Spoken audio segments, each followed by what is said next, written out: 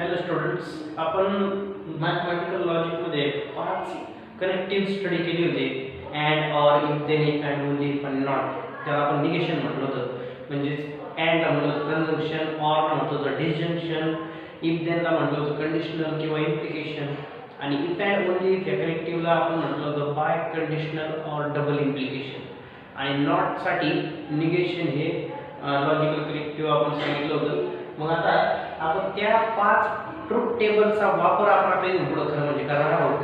Exercise 1.1 आपल्या text book मध्ये आपण स्टडी करत होतो खरं म्हणजे. तर आता इथून पुढच्या पार्टला त्या एक्सरसाइजच्या आपल्याला ते 5 रूल माहित पाहिजे, तुमचे ते पाठ पाहिजे, म्हणून तुम्ही ते व्यवस्थित लर्न करा.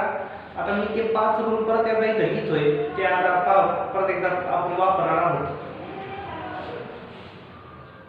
सो अँडचा रूल होता दोन्ही ट्रू असले तर ट्रू. ऑरचा रूल आहे दोन्ही फॉल्स असले तर फॉल्स.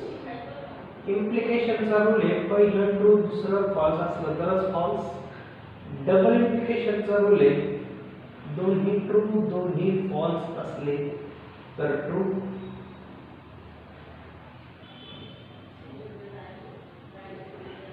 आणि निगेशनचा रूल आहे ट्रूचं निगेशन असतं फॉल्स आणि फॉल्सचं निगेशन असतं ट्रू. आपण इथे इक्वल टू का लिहित नाहीये, 3 आडव्या हॉरिझॉन्टल लाईन्स का देतोय, कारण हॉरिझॉन्टल लाईन्स इथे हे कुठले इक्वेशन नाहीये. इक्वेशन असते तर आपण इक्वल टू दिलं असतं, म्हणून मी हॉरिझॉन्टल लाईन्स म्हणजे इक्विव्हॅलेंटचा साइन खरं म्हणजे देतो. मग आता ह्या 5 रूलचा वापर करून आपण पुढचे एक्झाम्पल सॉल्व्ह करणार आहोत. क्वेश्चन नंबर 3 काय आहे, write the truth values of the following statements. खाली काही स्टेटमेंट्स दिले आहेत, त्यांच्या ट्रूथ व्हॅल्यूज आपल्याला सांगितल्या. अर्थातच ते कंपाऊंड स्टेटमेंट आहेत, कारण त्याच्यामध्ये कनेक्टिव्ह झालेले आहेत. जसं क्वेश्चन नंबर 1 मध्ये ऑर हा कनेक्टिव्ह आहे आणि 2 स्टेटमेंट, पहिलं स्टेटमेंट आहे 4 इज ऑड, दुसरं आहे 1 इज प्राइम. तर आपण आधी दिलेल्या स्टेटमेंटचा सिम्बॉलिक फॉर्म लिहून काढू. 2 स्टेटमेंट दिले. जे सिंपल स्टेटमेंट डिफाइन आपण सुरुवातीला करतो त्याच्यामध्ये कनेक्टिव्ह कधी लिहायचं नाही, कारण आपण सिंपल स्टेटमेंट डिफाइन करतोय. तर क्यू हे दुसरं स्टेटमेंट 1 इज प्राइम.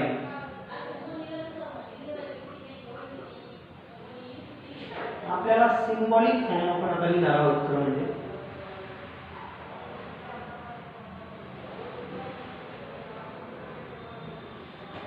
दोन स्टेटमेंटच्या मध्ये ऑर असल्यामुळे त्या 2 स्टेटमेंट आपण पी क्यू म्हणलंय आणि ऑरचं सिम्बॉल आपण इथं वापरलंय. सो सिम्बॉलिक फॉर्म लिहिला त्या स्टेटमेंटचा. आपल्याला विचारलंय ट्रूथ व्हॅल्यू, म्हणजे दिलेलं स्टेटमेंट ट्रू आहे का फॉल्स ते आपल्याला पाहिजे. मग ट्रूथ व्हॅल्यू काय वापरतात, ट्रूथ व्हॅल्यू ऑफ पी और क्यू इज, पी करता पी आहे 4 इज ऑड. हे ट्रू आहे का फॉल्स, हे फॉल्स स्टेटमेंट आहे, कारण 4 हा काय इवन नंबर आहे. 1 इज प्राइम, 1 हा प्राइम नंबर आहे का नाही, तर मग हे सुद्धा काय आहे फॉल्स आहे. मधला ऑर तसंच. आता ऑरचा किंवा डिसजंक्शनचा रूल वापरा. डिसजंक्शनचा रूल काय पहा, दोन्ही फॉल्स असले तरच फॉल्स होतं. मग दोन्ही फॉल्स आहेत का, आहे, म्हणजे याचा अर्थ दिलेलं स्टेटमेंट हे काय असलं पाहिजे, फॉल्स असलं पाहिजे. आता क्वेश्चन नंबर 2 काय पहा, 64 is a perfect square and 646 is a prime number. 2 स्टेटमेंटला जोडणारा कनेक्टिव्ह आहे अँड. मग आपण 2 इंडिव्हिज्युअल स्टेटमेंट्स डिफाइन करून घेऊ. पहिलं स्टेटमेंट आहे 64 is a perfect square.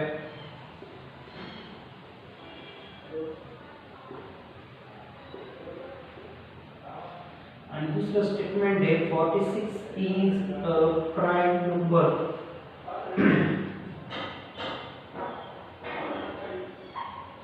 मग दिलेल्या स्टेटमेंटचा सिम्बॉलिक फॉर्म आपण आता लिहून काढू. 2 स्टेटमेंटच्या मध्ये अँड असल्यामुळे अँडचं सिम्बॉल घेऊ आपण. 2 स्टेटमेंट आहे पी क्यू, त्यांच्या मध्ये अँड आल्यामुळे सिम्बॉल. आपल्याला ह्या स्टेटमेंटची ट्रूथ व्हॅल्यू विचारली. Truth value of P and Q is equal to P true आहे का, 64 हा परफेक्ट स्क्वेअर असल्यामुळे पहिलं स्टेटमेंट ट्रू आहे मध्ये अँड Q स्टेटमेंट काय आहे?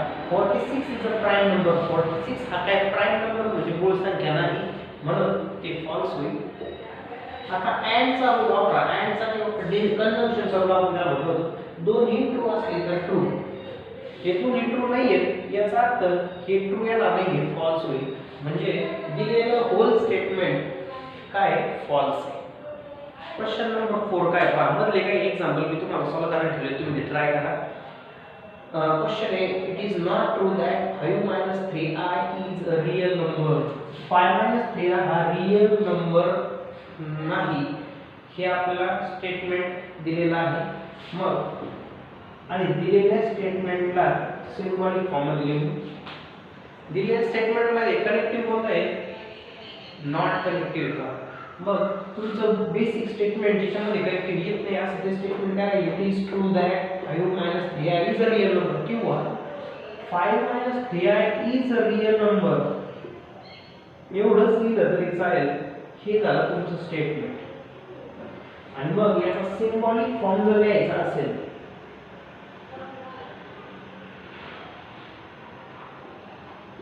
तर दिलेल्या स्टेटमेंट मध्ये नॉट आल्यामुळे दिलेलं सेंटेन्स जे आहे याचा सिम्बॉलिक फॉर्म का इंडिकेशन आणि आपल्याला त्याची ट्रूथ व्हॅल्यू काढायची असल्यामुळे आपण truth value of negation p is निगेशनचं सिम्बॉल कसं ट्रू आहे का पहा. 5 minus 3i is a real number, हे ट्रू आहे का? नाही. का नाही आहे? कारण 5 minus 3i हा कॉम्प्लेक्स नंबर असल्यामुळे इथं म्हटलंय 5 minus 3i is a real number. Complex number हा रियल नंबर नसतो, म्हणून 5 minus 3i हा रियल नंबर होऊ शकत नाही. म्हणजे हे दिले जे बेसिक सिंपल स्टेटमेंट आहे ते फॉल्स आहे आणि त्याच्यामुळे जर नॉट टाकला तर त्याचं निगेशन होईल ट्रू. कारण आपल्याला माहिती आहे फॉल्सचं निगेशन ट्रू असतं, ट्रूचं निगेशन फॉल्स असतं. तो फॉल्सचं निगेशन ट्रू असतं हा रूल खरं म्हणजे आपल्याला वापरलाय आणि याचा अर्थ दिलेलं स्टेटमेंट ट्रू स्टेटमेंट आहे. क्वेश्चन नंबर 5 काय पहा. If 3 into 5 equal to 8 then 3 plus 5 equal to 15. आपल्याला या स्टेटमेंटची ट्रूथ व्हॅल्यू शोधायची आहे.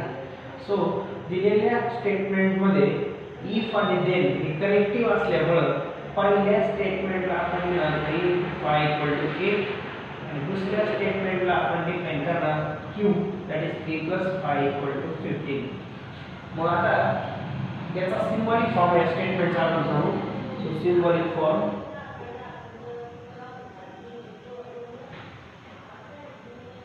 दिलेल्या स्टेटमेंटचा सिम्बॉलिक फॉर्म इफ देन असल्यामुळे दोन सेंटेन्स इफ देन जोडल्यानंतर आपण त्याला कंडिशनल किंवा इम्प्लिकेशन म्हणतो.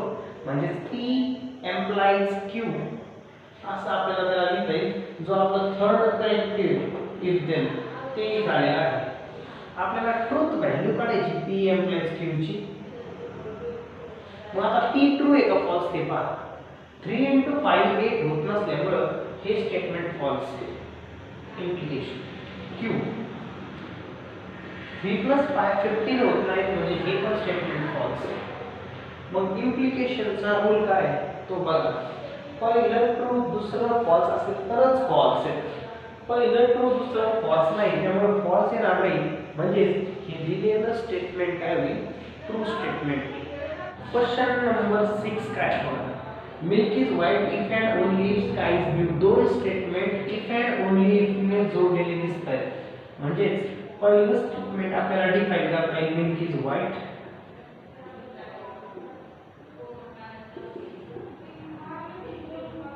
आणि दुसरं स्टेटमेंट आहे स्काय इज ब्लू. आणि मग दोन स्टेटमेंटचा सिम्बॉलिक फॉर्म येईल p double implication p double implication q किंवा p बाय कंडिशनल q असं दोन्ही पद्धतीने याला रीड करता येतं. आणि आपल्याला त्याची ट्रूथ व्हॅल्यू पाहिजे p डबल इम्प्लिकेशन q ची. मग p काय बघा milk is white sky is blue हे दोन्ही स्टेटमेंट ट्रू स्टेटमेंट आहेत आणि म्हणून ट्रूचं इम्प्लिकेशन ट्रू बरोबर डबल इम्प्लिकेशनचा रूल आपल्याला माहिती आहे. पहा दोन्ही ट्रू असले तरी ट्रू दोन्ही फॉल्स असले तरी ट्रू. सो दोन्ही ट्रू जर ट्रू म्हणजे हे पूर्ण स्टेटमेंट गिवन स्टेटमेंट काय असणार आहे? ट्रू स्टेटमेंट असणार आहे.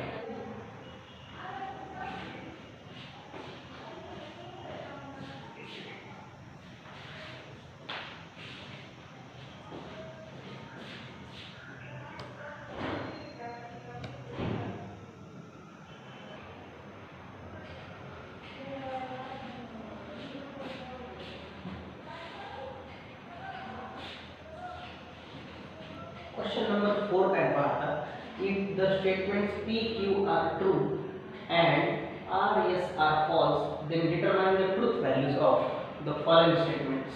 खाली काही स्टेटमेंट्स आपल्याला दिलेले आहेत, त्यांचे ट्रूथ व्हॅल्यूज आपल्याला फाइंड करायचे आहेत, पण त्या स्टेटमेंट्स मध्ये p q हे ट्रू स्टेटमेंट्स आहेत आणि r आणि s हे मात्र फॉल्स आहेत. तर मग आपल्याला शोधायचे truth value of P or Q and R.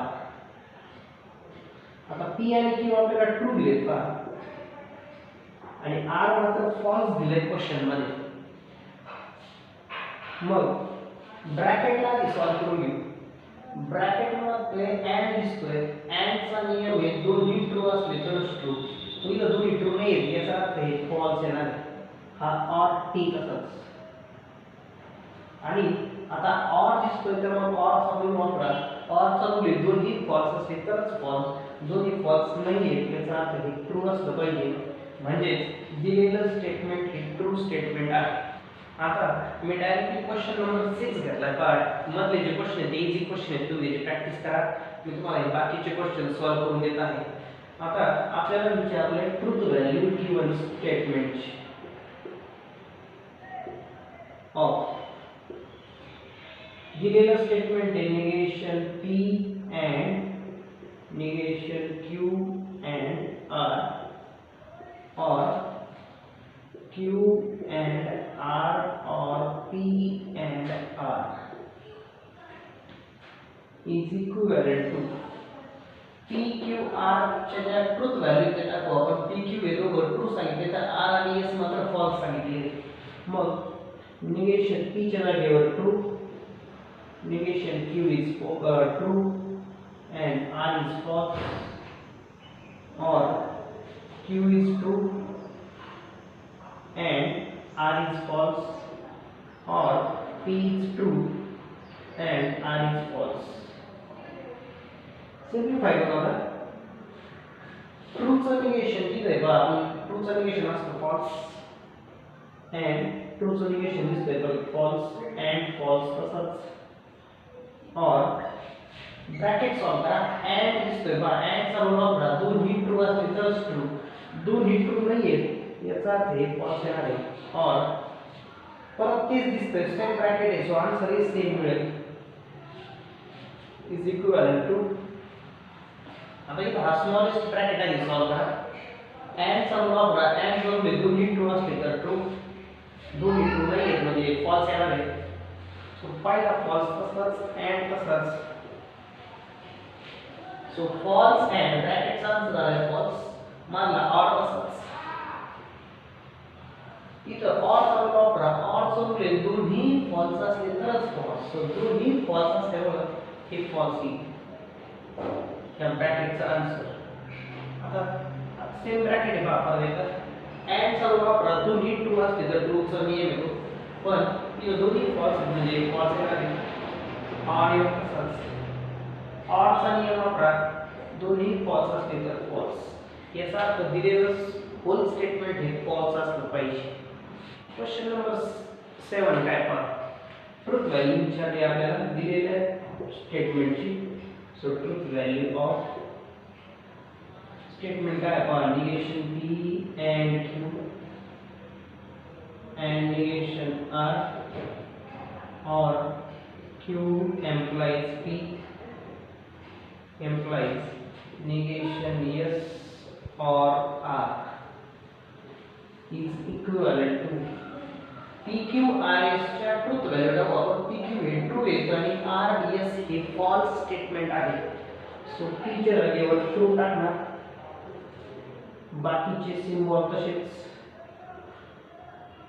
r मात्र फॉल्स है और q आणि p दोघे ट्रू आहेत.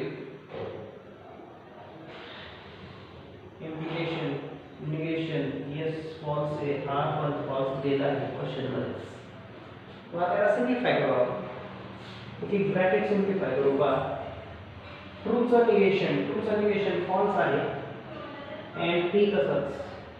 and false negation ट्रू असतं, false negation true, or इम्प्लिकेशनचा नियम वापरा. इम्प्लिकेशनचा रूल काय पहा, पहिलं ट्रू दुसरं फॉल्स असेल तरच फॉल्स. पहिलं ट्रू दुसरं फॉल्स नाहीये म्हणून ते फॉल्स होतं, तर हे ट्रू येणार आहे.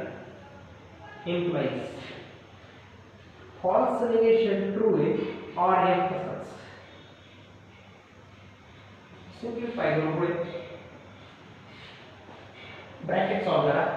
अँड चा रूल वापरा. अँड चा रूल आहे दोन्ही ट्रू असले तर ट्रू, सो दोन्ही ट्रू नाही म्हणजे फॉल्स येणार आहे. सो फॉल्स म्हणला अँड तसाच, पुढचा टी तसाच. इकडे और ट्रू एम्प्लाइज हा ब्रॅकेट सॉल्व करून घ्या. और चा नियम वापरा. और चा नियम आहे दोन्ही फॉल्स असले तर फॉल्स, दोन्ही फॉल्स नाही आहेत म्हणजे ट्रू असणार आहे. ट्रू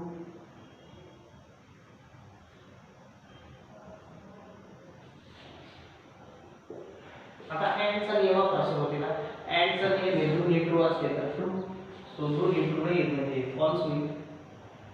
और इम्प्लिकेशन चा रूल वापरा. इम्प्लिकेशन चा रूल आहे पहिलं ट्रू दुसरं फॉल्स असलं तरच फॉल्स, मग हे पहिलं ट्रू दुसरं फॉल्स नाहीये म्हणजे हे ट्रू येणार. आणि और चा नियम वापरा. और चा नियम आहे दोन्ही फॉल्स असले तरच फॉल्स, हे दोन्ही फॉल्स नसल्यामुळे हे आन्सर ट्रू येईल. म्हणजे थोडक्यात काय दिलेलं स्टेटमेंट हे ट्रू स्टेटमेंट आहे. मग सगळ्यात इम्पॉर्टंट काय आहे पहा की तुमचे पाचही टेबल ट्रू टेबल तुम्हाला माहित पाहिजे त्या कनेक्टिव्ह साठी. मग क्वेश्चन नंबर 8 आपण आता बघू. क्वेश्चन नंबर 4 मधला लास्ट क्वेश्चन हा ट्रूथ व्हॅल्यू विचारली आहे आपल्याला. सो ट्रूथ व्हॅल्यू ऑफ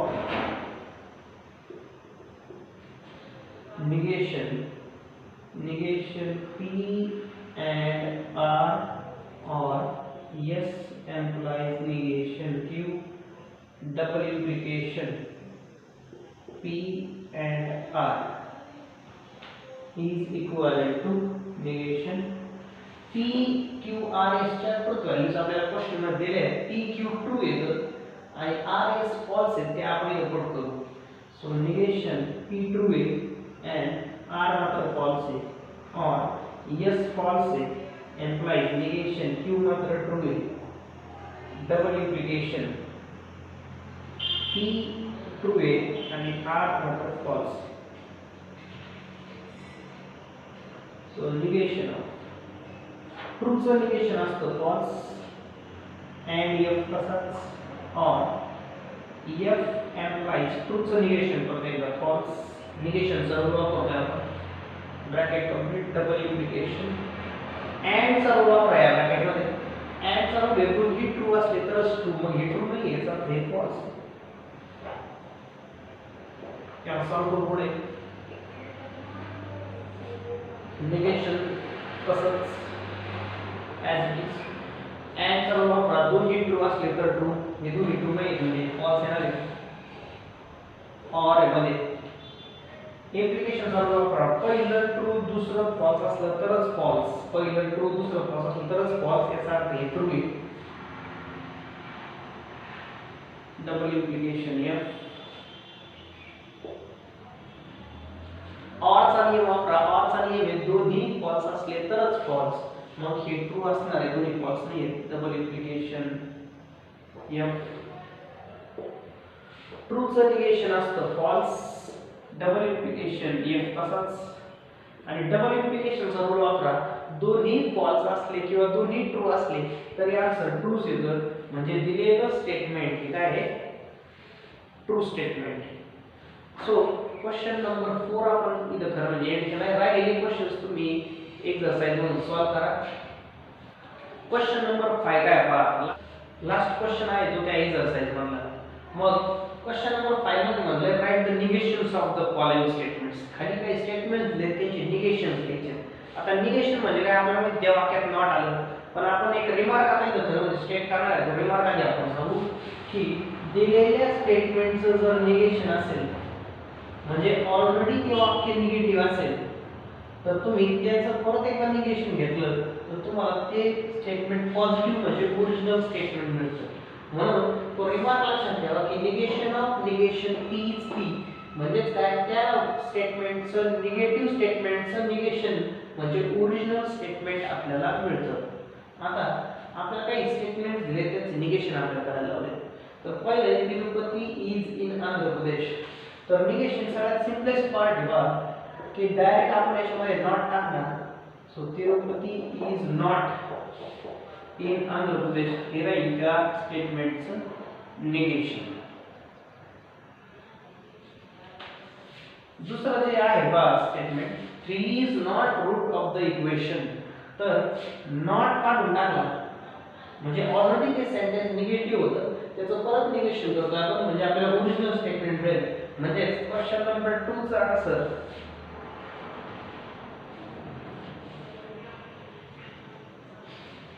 म्हणजे क्वेश्चन नंबर 2 चा आन्सर राहील 3 is a route of the equation x² + 3x - 18 = 0. मग नॉट काढून डायरेक्टली त्याचं निगेशन म्हणजे तो नॉट काढावा लागेल आणि ती स्टेटमेंट यावं लागेल. तिसरं आहे √2 इज अ रॅशनल नंबर. याचं निगेशन दोन पद्धतीने लिहिता येईल पहा. एक तर पहिलं लिहिणार √2 is not a rational number किंवा √2 इज an irrational number.